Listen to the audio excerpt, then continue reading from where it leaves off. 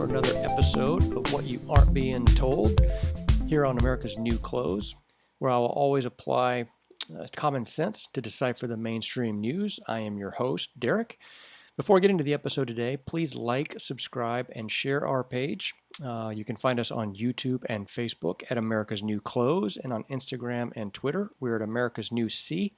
Please leave comments below if you have feedback on the episode. Today was a big news day. A lot of information coming in late in the day, so let's jump right into it. 5, 4, 3, 2, 1, 0. All engine running. Liftoff. We have a liftoff. Welcome back. So there were two big news items that happened today. One came in late in the day, but we'll get to the first and most important one first. The Trump legal team presented its mountain of evidence to the Pennsylvania legislature that included election day eyewitnesses and included both Democrats and Republicans, and that were complete with data scientists and poll workers who highlighted the total break in chain of command of ballots and statistically impossible vote dumps, which I brought to you in other episodes before. But to show you how big tech controls your programming, the fact that they did switch 6 million votes, or so Robert Epstein says in his data, that Google, Facebook, and Twitter may have been responsible for switching about 6 million votes this election to Biden away from Trump. I went over to DuckDuckGo and typed in Pennsylvania Trump hearing, and this is what immediately pops up. I'll take you there now. All right, let's type it in here. And as you can see, the top headlines here from CBS, Newsweek, and NBC News. Let's go through them all. CBS News, Trump phones in false claims at Pennsylvania Senate committee hearing. Pennsylvania AG and Lieutenant Governor blast Trump fake GOP election hearing devoid of reality. And NBC News, Trump calls into Pennsylvania hearing, rambles about voter fraud on speakerphone. Anyway, you can see here, we're already down about half the page, and you still don't really have anything from any of the major news networks that talked about the evidence that they've been so desperately claiming that they want to see, that there's no evidence of anything. Well, if you watch the hearing, you will hear mountains of evidence. So anyway, just shows you how big tech continues to control the narrative and tells us what they want us to know. They'll never tell you the truth, and DuckDuckGo is actually, which is what I used here, as you can see, is supposed to be a nonpartisan big tech firm for getting your news and that kind of thing. Supposedly they don't censor, just like Yahoo and Google and Bing do also.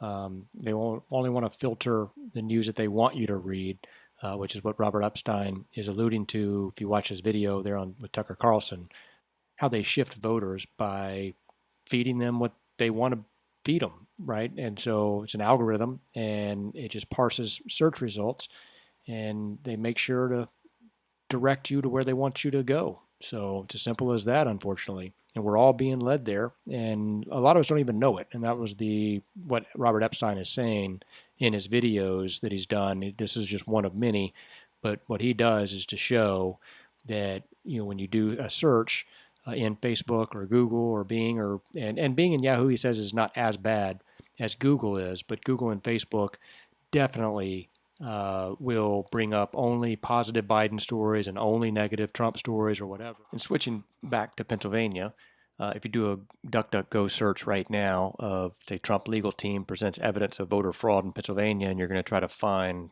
news reports that go through the evidence that was provided in testimony yesterday, you can't find it. And what's amazing is that according to one of the eyewitnesses, a Colonel Phil Waldron, who spent the last part of his military career, he said, in informational warfare and psychological operations, and he offered his perspective on this matter that focused on looking at this problem set, how to break in, how to destroy it, and how to manipulate it. He discovered that over 1.2 million votes could have been altered, which is what he had discovered over the past just 22 days. He also said that the largest vote dump that occurred had two problems. One, the near 604,000 vote dump that occurred in 90 minutes had one batch that was approximately 577,000 votes for Biden and 3,200 for Trump. The entire room broke out in bewildered laughter. He also said that while only 8 million mail and absentee ballots were mailed out to Pennsylvania voters. Somehow nearly 2.5 million came back returned with votes. But as of 11:16 a.m., he said in his testimony, the Secretary of State, he was looking on his phone to make sure that he was speaking correctly. So he said that as of 11:16 a.m., the Secretary of State had scrubbed that information from its site. They were keeping a tally of all the ballots coming in because he said the vote count kept changing as more ballots were being counted. So here we are, 22 days past the election day, and they're still counting votes in Pennsylvania. So that was a very odd thing that they would just take it down and scrub it all together. And second, the manual from the firm, he said, that provided the machines, as he read through the manual, it says that that many ballots cannot be processed and put through their machines in that time, or whatever that time frame was. So it's hard to comprehend how, if the manual says that a number of votes like that can't be pushed through their system in that time frame, how it was able to be done, which only leads you to one conclusion.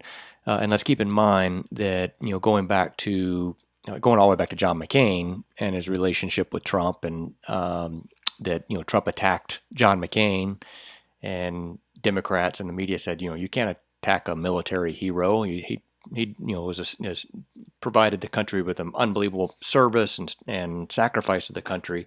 And remember how the left came to the defense of Lieutenant Colonel Vindman, even though he lied and doctored notes of a phone call with Trump and between Trump and the Ukrainian president. You weren't allowed to attack him either, because his service was so high and too much for him to be able to be defamed or demeaned. So the left's not going to be able to attack Colonel Waldron in this light either and say that he's lying and he's just covering from Trump, because their hypocrisy will clearly show. But as we know, Democrats don't have, and liberal progressives don't have standards.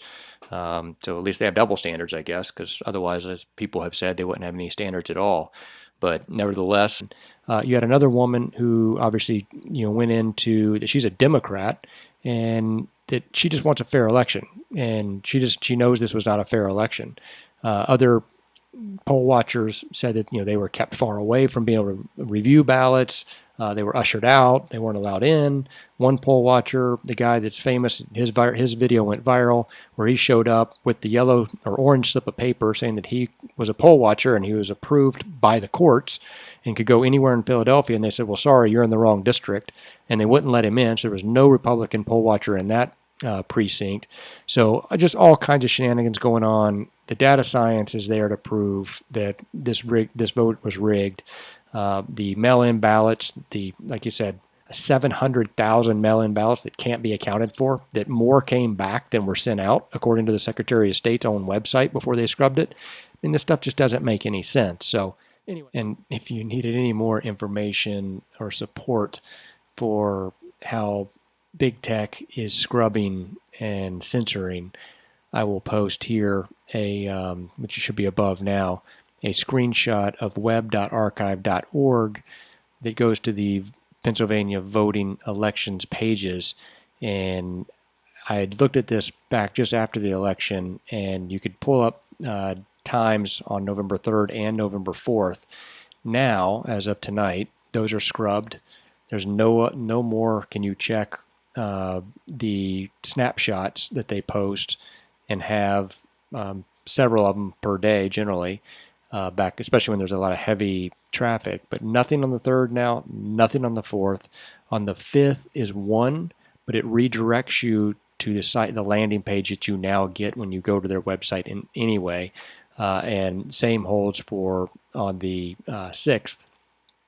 Everything takes you now just right back to the www.dos.pa.gov voting elections pages default. So they've scrubbed it and paid Web Archive, which is the Wayback Machine, for people to go back and look at the past, and they've scrubbed their past as well. So I will post that here as well.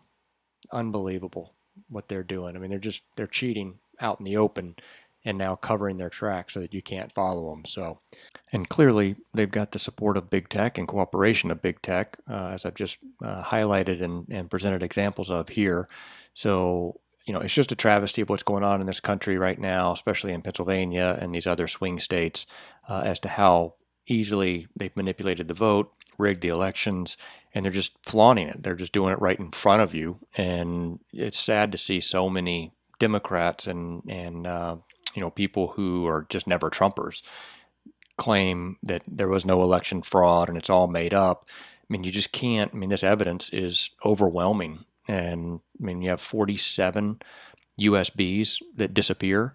And if we remember, prior to the election in Pennsylvania, someone had broken in and stolen, I don't know if it was the USBs and voting machines or if it was just the USBs, but they disappeared and no chain of command. Nobody knows where they are, where they were, where they went. Those may have been voter rolls, may have been a way to rig an algorithm, replace the algorithm with an updated one to switch the votes. But that was never followed up on. The FBI never seemed to investigate that, which is odd. They'll investigate Juicy Smollett and they'll investigate Bubba Wallace and stuff like that, but they won't investigate, any type of election rigging and that type of thing. I guess they claimed, as I pointed to yesterday or the day before, that Christopher Krebs, the guy who was just fired as a cybersecurity guy at DHS, who claimed that this was the most secure election in United States history, which is just appalling and just utterly ridiculous to make that statement. But anyway, let's move on. And the other big news of the day, which I'm very happy to hear about, is the pardon of Mike Flynn. This is something that I think is going to be very key in this transition that we're in now. But Michael Flynn received a full pardon today from President Trump, as leftist heads are going to start exploding here. Schiff has already gone on Twitter tirade, which means about as much as his proclamations of having damning Russian collusion evidence that he never was able to materialize because it never existed. But I pray that Flynn is immediately brought into the Trump administration. Maybe Trump fires Gina Haspel as head of CIA or Christopher Wray as head of FBI and appoints Flynn as the interim acting head of CIA or FBI. To me, the FBI is more important for his next role. That would be delicious, as he knows where all the bodies are buried. And will immediately uncover the Biden ties to Ukraine, China, Qatar, the energy deals, pay-for-play schemes, the real quid pro quos. So stay tuned for that. The energy has definitely shifted in the country, so stay in the fight. And those digital soldiers that Michael Flynn talked about during the transition period after Trump won his election in November of 2016, that we're all getting prepared. He talked about that we're the citizen journalists, and so that the media had disgraced itself and disgraced the country by not reporting facts and reporting the truth. So anyway, we're getting prepared for the next battle here that we're about to face. As you're seeing, Twitter censor everybody. And anyway, we've got to prepare for this and get ready for major battle ahead, but justice is coming. And in closing today, we'll wrap with interesting factoids that come courtesy of people on social media that do the research and post their findings. This one from Newt Gingrich: when 71% of the precincts in Detroit cannot reconcile their votes, it is clear something is profoundly wrong. How can Michigan electors be certified with this massive mistake? Representative Jim Jordan points out on his Twitter feed, it's been more than 3 weeks since Election Day, and they're still counting votes in California and New York. Think about that. There are still unsettled congressional seat races out there in those two states that haven't been concluded yet. They're still counting votes. Unbelievable. 30% of Democrats believe the election was stolen from Trump, while 75% of Republicans believe it is likely election that was stolen from Trump. Paul Joseph Watson points out on his Twitter feed, a new poll by Morning Consult Politico has found that 53% of Americans would vote for Donald Trump if he ran for president again in the 2024 primary. Also, everyone should keep in mind, as Matt Brainerd points out on Twitter, that for everyone saying that the signature matching and all that stuff doesn't matter, and we need to lower the sensitivity on it. You would have never had Barack Obama if it hadn't been for signature matching, because he won his first election by kicking a beloved incumbent state senator off the ballot by challenging his ballot petition signatures. Reminds us of that right now. So all the complaints regarding the litigation surrounding the election somehow is quote-unquote harming democracy, according to the left. As Gateway Pundit points out, a Texas county goes blue for the first time since 1964 after hiring former executive with Smartmatic as elections administrator. Candace Owens points out, Common Sense 101, you don't destroy ballots, refuse audits, and have big tech censor your citizens because you acted honestly. In November of 2016, NBC 15 News tweeted out, the 2016 presidential election roller coaster is not over yet. Experts think voter machines may have been hacked. Politico reports that Georgia election systems could have been hacked before 2016 vote. And there's these headlines. From The Hill, October 2019. Voting machines pose a greater threat to our elections than foreign agents. December 23, 2019, The Washington Post. As Georgia rolls out new voting machines for 2020, worries about election security persist. The AP, October 29, 2018. Election integrity in hands of companies with security problems. Tweeted out by AT&T Cybersecurity on August 13, 2018.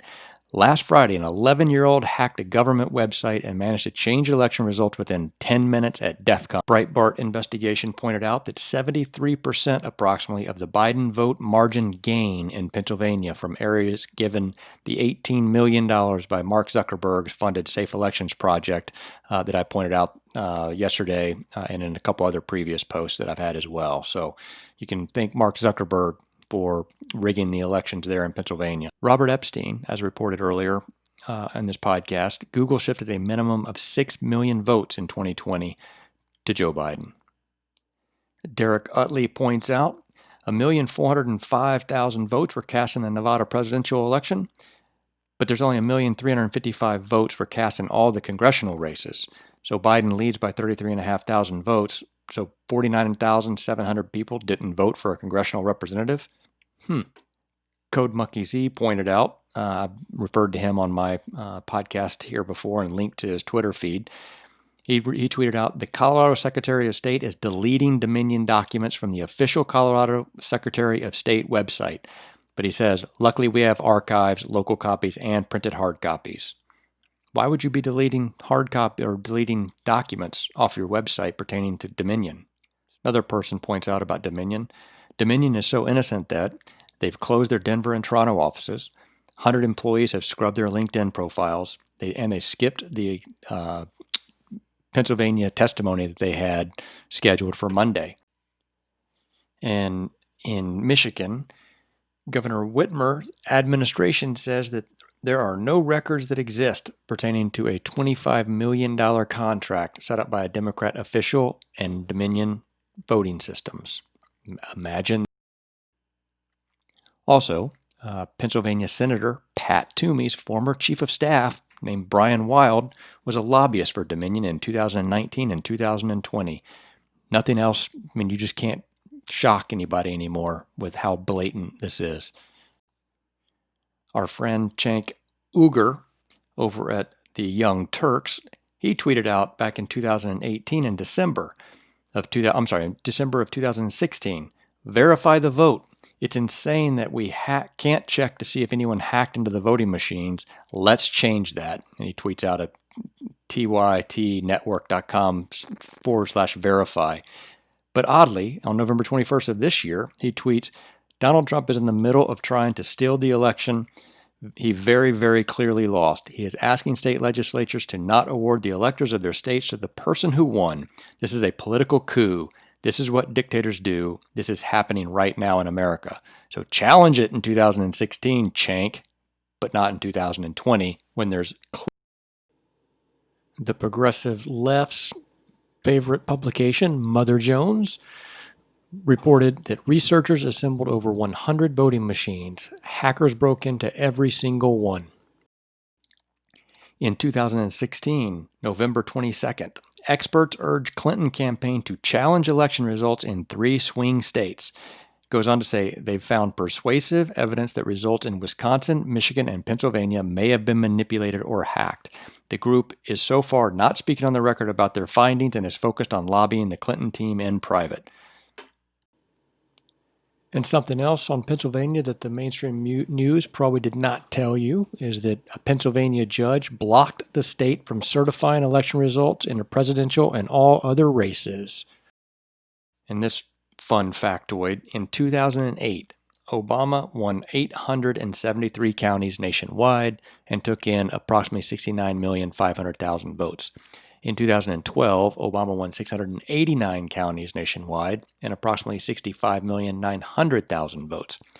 However, in 2020, Joe Biden only won 524 counties nationwide, but has achieved 80 million votes and exceeded all of Barack Obama's performances. How do you lose 49 seats or 49 counties, but pick up 11 million votes? You're either stupid or intellectually dishonest, and those are the only two picks. Well, I know we've covered a lot, and so I want to thank you for joining me today on this holiday weekend, and hopefully you're going to be driving or heading off to see family or friends and enjoying a happy Thanksgiving. It's my favorite holiday of the year. I'll be with family. Not all of my family. Some of my family had to venture off this weekend, but nevertheless, give thanks to God that I'm happy to be with them and that we're able to all be together as well. So don't give up. Keep the faith on this fight that we're in. I know that it seems daunting right now, and but we're all in a foxhole together, so to speak, figuratively. And just know that the world is actually with us on this. I've got friends in Morocco, I've got friends in the UK, Belgium, Spain, and down in Latin America as well, that are saying that they understand that if Trump loses, that the world loses. And so there's a lot riding on this, and just again, got to be prayerful and keep the faith and know that it's all going to work out. But nevertheless, no matter what, at this point, we are Americans. We want a fair fight. If we lose that fair fight, then at least one side of us knows to get up, dust ourselves off, and get back in the and get back to ready to fight again, and going forward. But we shake hands and lose with dignity. So nevertheless, just stay in there, hang in there, be a digital soldier. Again, keep the faith and fight on. Thank you again for listening. To follow us on America's New Clothes on YouTube and on Facebook, and America's New C on Instagram and Twitter. And please like and share our page. And again, have a great holiday. Be safe, be healthy, and God bless America.